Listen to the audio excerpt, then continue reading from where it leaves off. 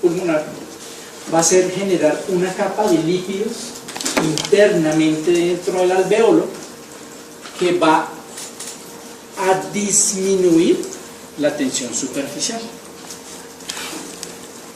de manera que se pueda generar un balance entre las fuerzas que tienden al colapso y otras que evitan ese colapso. ¿Listo?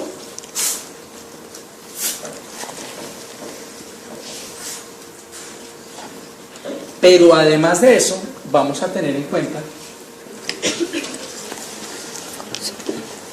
que desde el punto de vista físico, entre más pequeño sea el alvéolo, mayor presión voy a necesitar para abrir el alvéolo. ¿Listo? Entonces, Natalia nos infló una bomba normal de fiesta. Álvaro Mauricio Otálora. Álvaro, ¿usted conoce los globos con que hacen los muñequitos estos de globoflexia? ¿Alguna vez ha intentado entrar un vaso de esos? ¿Qué tal? Imposible hacerlo, uno toca con una bomba, ¿verdad? Y la explicación es que el radio es tan pequeño que la fuerza que se tiene que ejercer es tan grande que nosotros desde el punto de vista pulmonar no lo podemos ejercer. Luego, entre más pequeño sea el radio, mayor fuerza tenemos que hacer para poder abrir el alvéolo.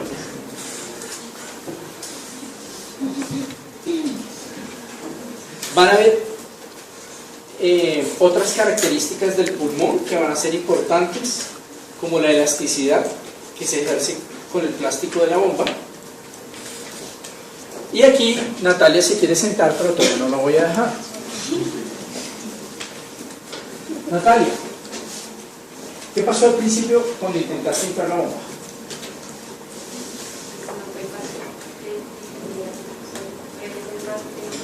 Repite todo lo que estás diciendo porque quiero que te escuchen y así.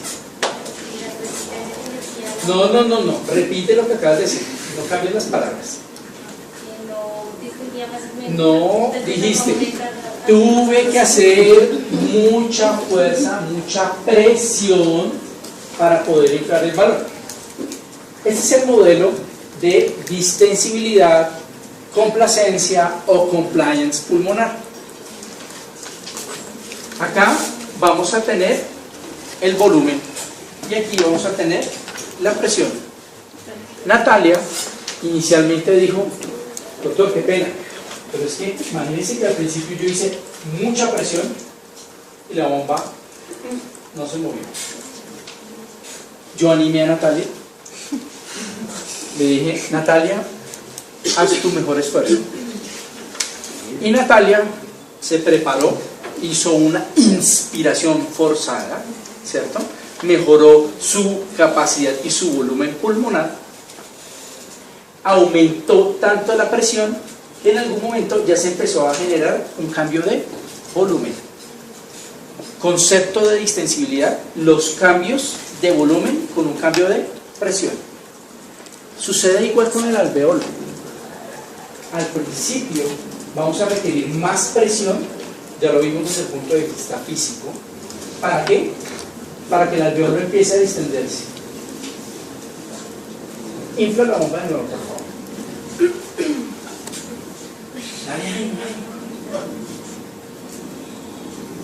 Listo. Explícame en tus palabras qué sucede al principio y luego qué sucede después con la bomba.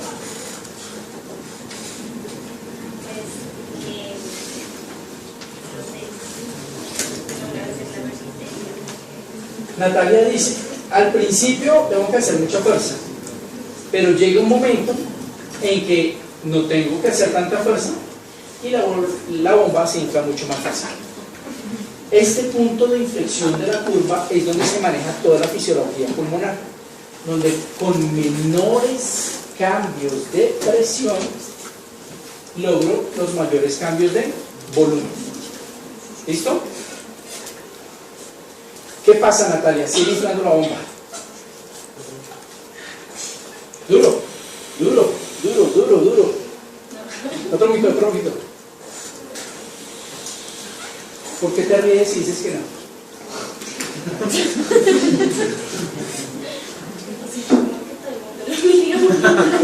No, Natalia, le da pena decir es que si lo sigo inflando se me va a estallar en la cara. ¿Por qué? Porque después la curva hace otra inflexión en donde dice ya por más presión que yo ejerza no va a haber mayor cambio de volumen. Y si ella insiste, insiste. Claro, ella es inteligente y dice yo me voy a reventar la bomba en la cara, y efectivamente eso es lo que sucede en el modelo de fugas de aire en el pulmón cuando hay un neumotórax. El alveolo se sobredistendió tanto que se estalló.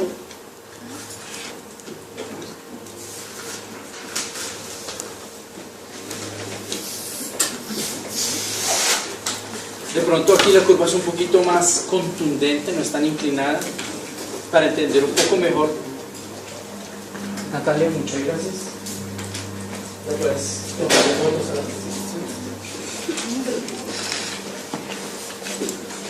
Al principio necesito mucha presión, poco cambio de volumen. Luego, con menores cambios de presión, logro mayores cambios de volumen. Y llega un momento en que por más presión de que yo haga, ya no voy a aumentar más el volumen y lo único que voy a buscar es que nuestro alveolo se reviente.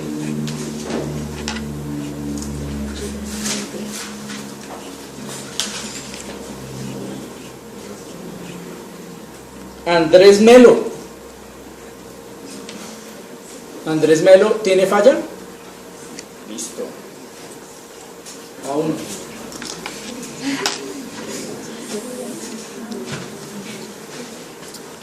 Andrea Moreno.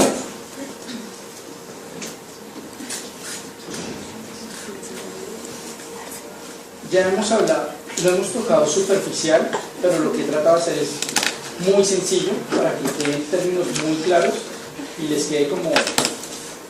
Hoy la clase fue Nacho aprendió algo de dificultad respiratoria. Pero el día que vayan a leerlo van a entender un poco mejor, van a decir, ya sé, ya vi. Cuando uno va a leer, por ejemplo, ventilación mecánica, todos los libros de ventilación mecánica es un ladrillo, es un hueso, y uno dice, pero 10 veces leyendo el mismo renglón y uno no avanza. Pero cuando uno tiene lo graneadito, uno, están hablando de tal cosa, ya es mucho más digerible. ¿Podrías explicarme en esta curva qué se puede aplicar sobre el surfactante pulmonar?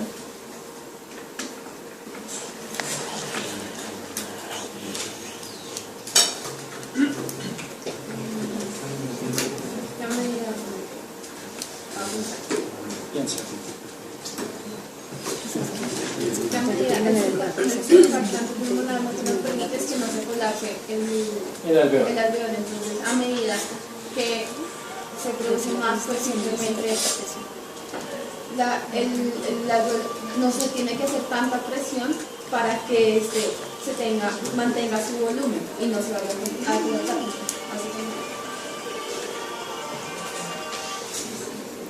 La enfermedad de membrana hialina, que usualmente cuando uno no contesta, la gente insiste.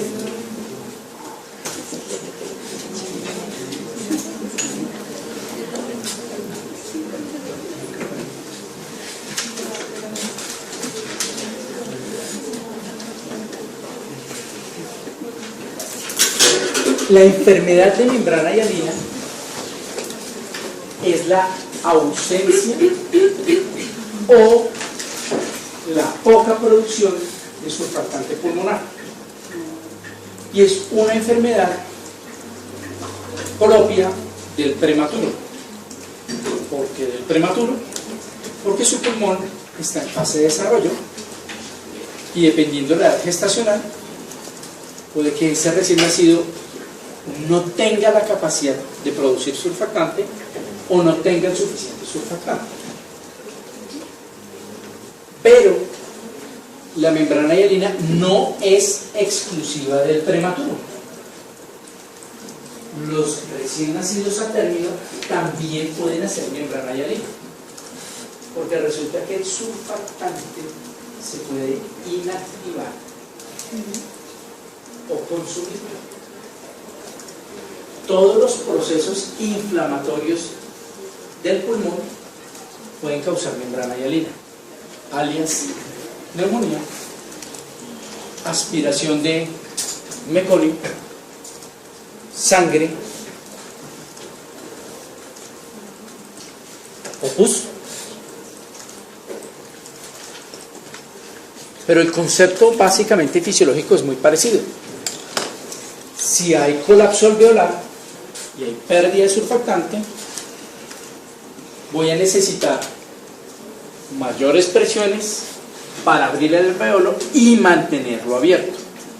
En la medida que yo administro el surfactante, bueno, mejora la complacencia, de manera que si yo comparo la curva anterior, quiero que miren la inclinación de esta curva, que está hacia abajo, que nos dice que requiere muchas presiones para un cambio de volumen.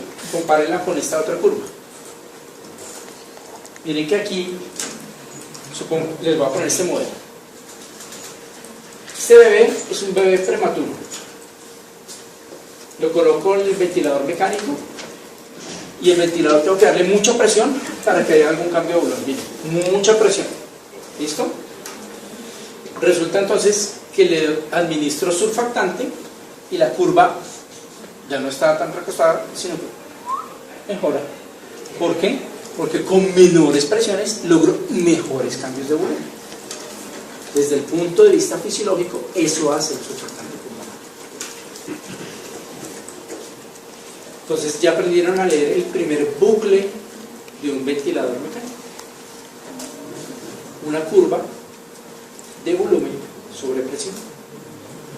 Y estas curvas las vemos de manera fisiológica dinámica en el ventilador. Yo puedo ir al ventilador, que eso uno pues, le da miedo porque uno no sabe de eso y obviamente ni lo toca. Le pide el favor a la terapeuta, ay, muéstrame la curva de volumen-presión, y les va a generar esta onda cada vez que el niño respira.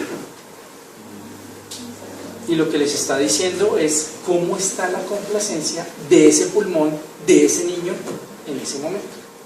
Y lo que vemos de manera dinámica en el ventilador es si ese bebé tiene membrana hialina insurante, la curva irá por acá. Si le administro surfactante, la curva va a mejorar.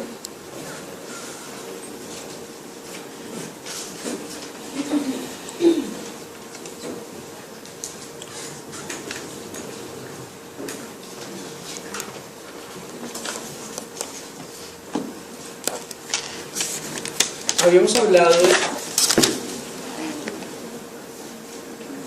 Juan Sebastián Rincón, cuando hablamos de los términos de el volumen pulmonar y la capacidad respiratoria. ¿Cómo se llamaba el volumen de ese pulmonar que uno no puede sacar?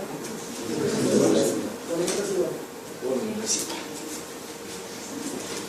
Vamos a volver a nuestro modelo de bomba. Ahora saco la mía.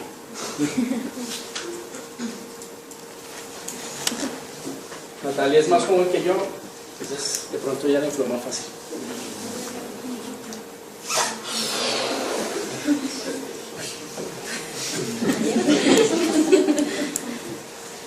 Yo lo fumo.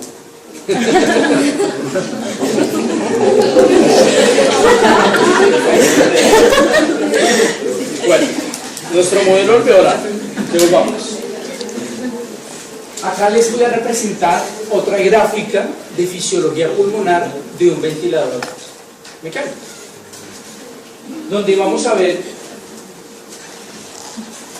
una presión pico, que básicamente es la presión que yo genero máxima para inflar el alveolo. Por ejemplo, quiero que miren, voy a empezar acá, no completamente desinflado. ¿Listo? Voy a empezar acá. ¿Alguien me quiere decir en esta gráfica ¿Alguien puede decirme en esta gráfica en dónde está representado este volumen? Por eso esta curva no empieza en cero. ¿Listo? Esta curva no empieza en cero, en un volumen residual pulmonar. Que en este momento no vamos a hablar de volumen residual pulmonar porque esto no es un pulmón. Bueno, vamos a empezar a pensar más en el concepto de alveolo, en este alveolo, que es el de la bomba. ¿Listo? Siempre tiene que haber un volumen residual.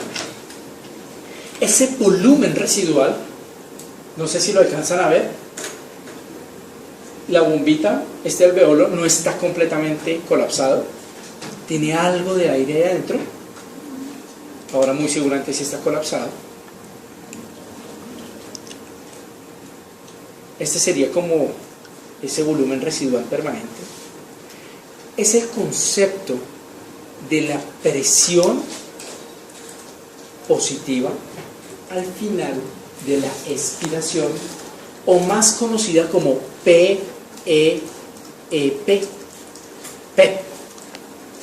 Bueno, ¿sí han escuchado eso?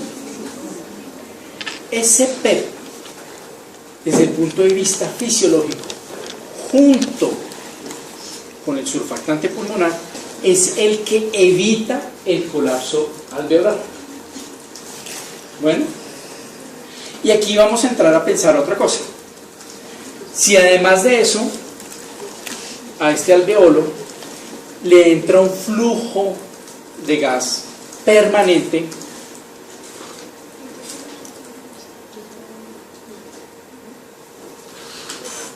¿sí vieron que no la inflé, sino simplemente la fui soplando todo el tiempo? Vamos a empezar a hablar de un término también fisiológico que se llama CPAP, presión positiva continua en la vía aérea, que es básicamente esto.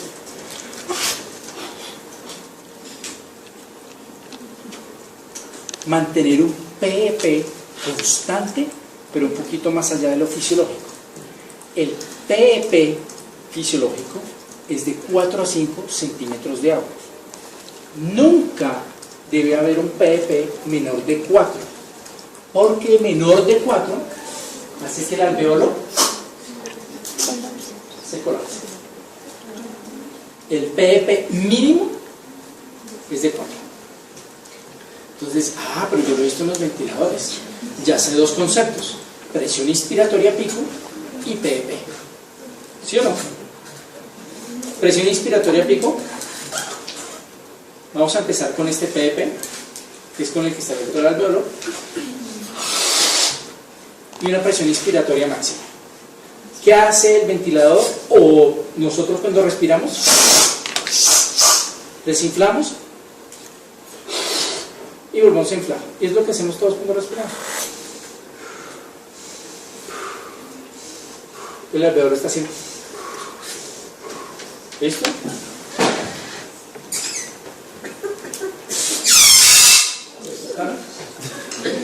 PEP, presión inspiratoria pico.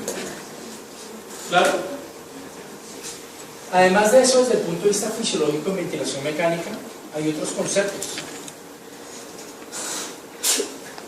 Flujo.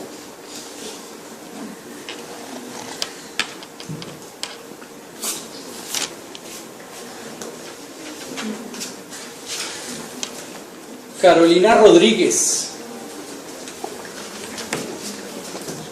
¿Sí es de ese semestre? Sí, veo que dicen que está bien. Van dos.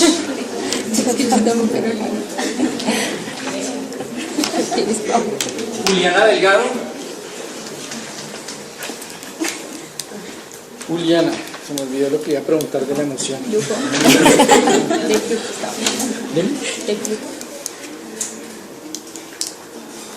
¿Sabes qué es un flujo? El concepto físico de flujo.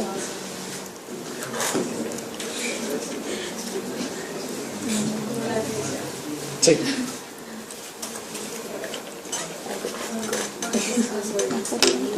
El flujo es la velocidad de un gas a través de un circuito.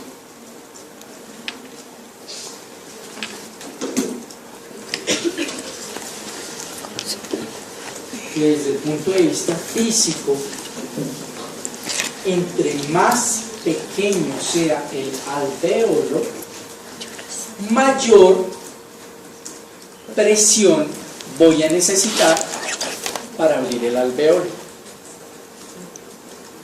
¿Listo? Entonces, Natalia nos infló una bomba normal de fiesta.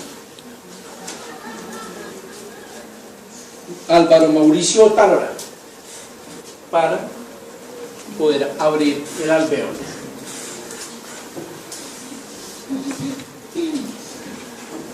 Van a ver otras características del pulmón que van a ser importantes, como la elasticidad que se ejerce con el plástico de la bomba. Y aquí Natalia se quiere sentar, pero todavía no la voy a dejar. Natalia, ¿qué pasó al principio cuando intentaste inflar la bomba? Álvaro, ¿usted conoce los globos con que hacen los muñequitos estos de globoflexia? ¿Alguna vez ha intentado inflar un vaso de esos? ¿Qué tal? Imposible hacerlo uno, toca con una bomba, ¿verdad? Y la explicación es que el radio es tan pequeño que la fuerza que se tiene que ejercer es tan grande que nosotros desde el punto de vista pulmonar no lo podemos ejercer. Luego, entre más pequeño sea el radio, mayor fuerza tenemos que hacer. Repite todo lo que estás diciendo porque quiero que te escuchen y así. No, repite lo que acabas de decir, no cambies las palabras. No, dijiste, tuve que hacer mucha fuerza, mucha presión para poder inflar el balón. Este es el modelo de distensibilidad, complacencia pulmonar. Va a ser generar una capa de lípidos internamente dentro del alvéolo que va a disminuir la tensión superficial, de manera que se pueda generar un balance entre las fuerzas que tienden al colapso y otras que evitan ese colapso. ¿Listo?